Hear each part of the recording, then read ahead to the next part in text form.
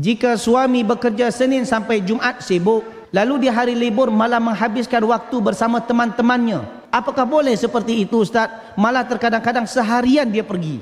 Okey, saya nak nasihati kepada isteri dan juga nasihati kepada para suami dan juga kepada anak-anak. Di antara rezeki yang terkadang kita abaikan dan kita lupakan adalah kebersamaan dengan keluarga. Ketika Allah bagi kita peluang untuk bersama dengan isteri, bersama dengan keluarga, boleh berkumpul, ini merupakan nikmat dari Allah Subhanahu Wa Taala dan tak semua orang boleh dapat nikmat macam ni. Berapa ramai orang mencari kerja, akhirnya dia terpaksa tinggalkan keluarganya, hanya dalam setahun sekali dia boleh balik, dan bahkan 2 tahun sekali dia boleh balik. Itu pekerja cleaner servis di Masjidil Haram, itu 2 tahun baru balik jemaah. Rindu tak dengan anak? Rindu, kata dia. Tapi nak buat macam mana? Rindu saya tahan demi supaya ahli keluarga boleh makan, kata dia. Ketika kita boleh bersama dengan keluarga, ini merupakan nikmat. Oleh sebab itu, fabi ayyi ala rabbikuma tukadziban, nikmat Tuhanmu mana yang kau dustakan? Selagi kita boleh bersama dengan keluarga, selalu bersama. Ingat jemaah, masa itu berjalan dengan cepat. Pejam celik kita pun dah tua. Anak pun dah mula membesar. Akhirnya anak menikah dan pergi dengan pasangan dia. Tinggallah kita berdua. Bila masa kita dengan keluarga lagi?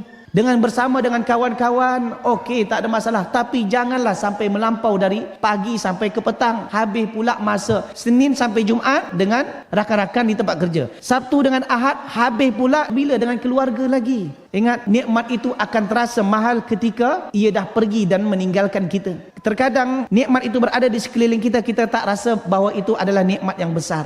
Maka jangan sia-siakan nikmat tersebut. Boleh faham? Allah Ta'ala alam.